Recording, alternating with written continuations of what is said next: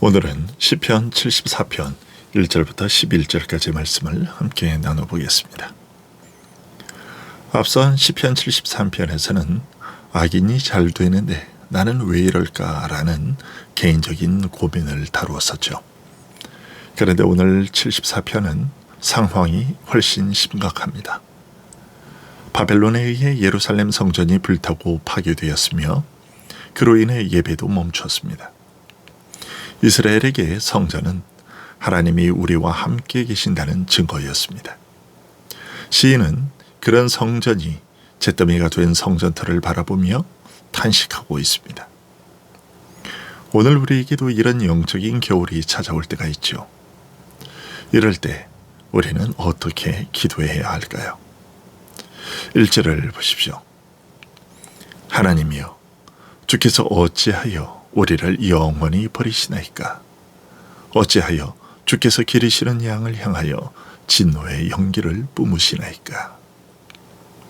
이 한 절에 버림받은 것 같은 마음, 하나님의 진노 아래 있는 것 같은 공포, 그리고 우리는 주의 양인데 왜? 하는 혼란이 다 들어있습니다. 오늘 우리 시대의 교회도 눈에 보이는 예배당이 무너지지는 않았을지 몰라도 예배의 자리, 복음의 자리, 거룩의 자리가 조롱받거나 무너지는 모습을 경험합니다. 믿음을 지키려 하면 손해를 보는 시대, 교회에 대한 공격과 모욕이 난무하는 시대, 기도해도 하나님이 응답하지 않는 것 같은 침묵의 시간들. 그럴 때 우리 마음에도 이런 질문이 떠오릅니다. 하나님, 정말 우리를 사랑하십니까? 왜 악한 자들이 하나님의 집을 마음대로 훼손해도 가만히 계십니까? 시편 74편은 이 질문을 숨김없이 가지고 하나님께 나아간 사람들의 기도입니다. 그리고 그 기도 속에서 하나님을 어떻게 다시 붙잡는지 보여줍니다. 다시 한번 1절부터 3절 말씀을 보시면 하나님이여, 주께서 어찌하여 우리를 영원히 버리시나이까? 어찌하여 주께서 기르시는 양을 향하여 진노의 연기를 뿜으시나이까? 옛적부터 얻으시고 속량하사 주의 기업의 지파로 삼으신 주의 회중을 기억하시며 주께서 계시던 시온산도 생각하소서. 영구히 파멸된 곳을 향하여 주의 발을 옮겨 놓으소서. 원수가 성소에서 모든 악을 행하였나이다. 여기에는 두 가지가 함께 있습니다. 먼저는 버리시나이까, 진노의 연기를 뿜으시나이까 라는 말에서 하나님이 자기 백성을 버리신 것 같고 분노하시며 심판만 하시는 것처럼 느껴지는 현실 체험이 있습니다.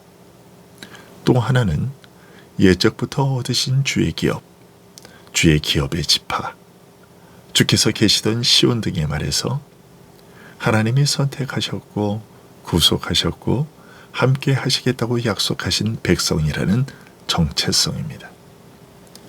즉 이들은 이렇게 말하는 것입니다.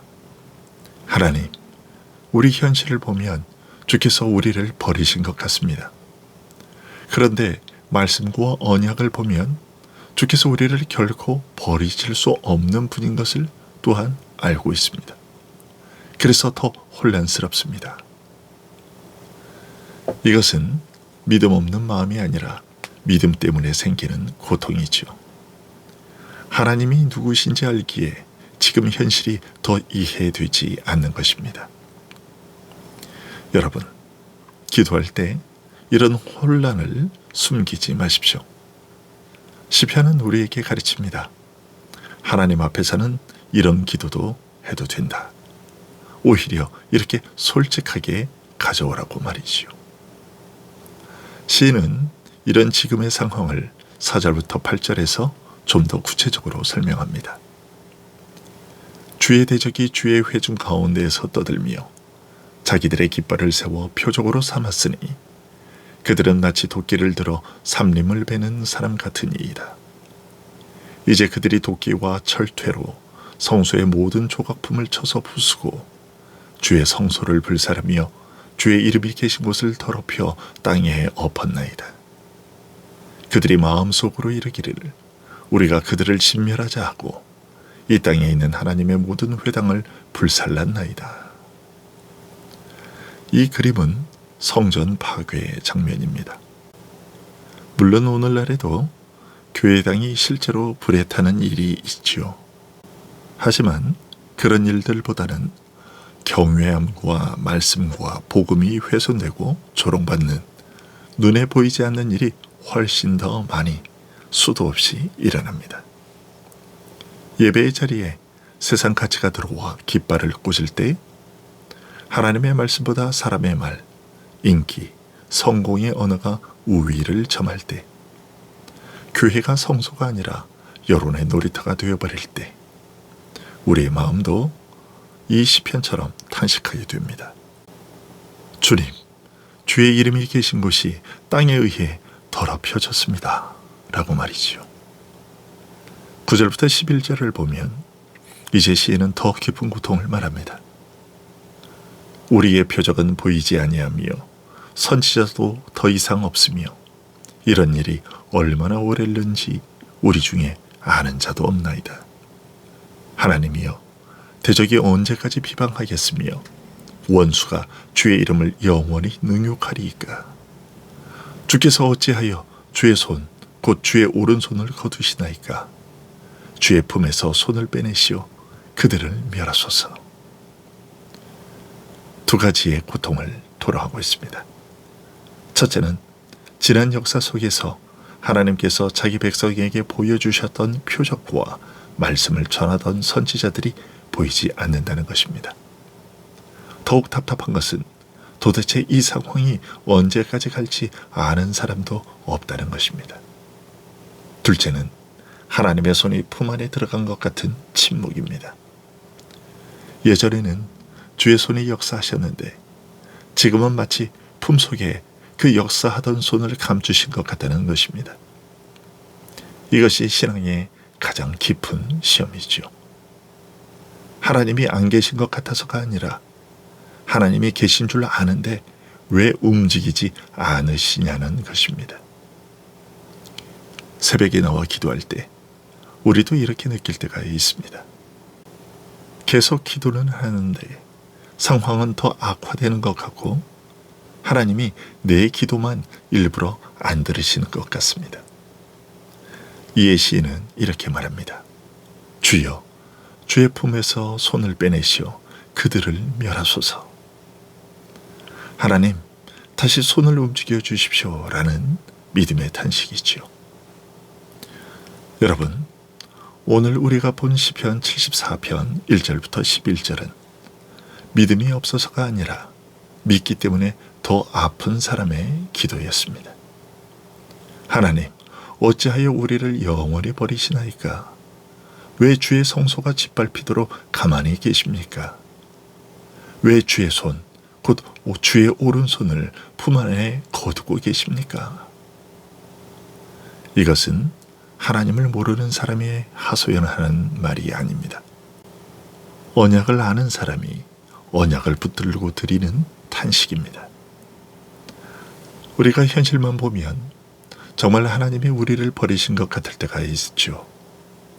교회가 조롱당하고 예배가 가벼워지고 가정과 자녀와 신앙이 흔들릴 때 주님, 왜 가만히 계십니까? 라는 질문이 우리 마음속에서도 올라옵니다. 그러나 오늘 말씀은 우리에게 한 가지를 가르쳐 줍니다. 이런 질문을 품고도 우리는 여전히 하나님께 기도하는 자리까지 나아올 수 있다는 것입니다. 성도는 도망가서 원망만 하는 것이 아니라 이런 탄식까지도 하나님께 가져오는 사람이라는 것이죠. 그래서 시인은 이렇게 부르짖는 것입니다. 주께서 어찌하여 주의 손, 곧 오른손을 거두시나이까? 주의 품에서 손을 빼내시어 그들을 멸하소서. 바로 이런 말이지요. 하나님, 손을 거두신 것 같습니다. 그러나 여전히 손을 움직일 수 있는 분은 주님뿐입니다. 다시 손을 펴 주옵소서. 여러분, 오늘 우리의 현실이 이해되지 않는다 해도 기도의 자리에서 이 고백만은 놓치지 마십시오. 하나님, 저는 상황을 이해할 수 없지만 여전히 주님께 묻겠습니다. 여전히 주님께 아뢰겠습니다. 주님의 손이 다시 드러나기를 기다리겠습니다. 현실의 조롱과 침묵 속에서도 기도를 멈추지 않는 공동체, 언약을 붙들고 탄식하는 성도들이 되기를 주 예수 그리스도의 이름으로 축원합니다. 기도하겠습니다.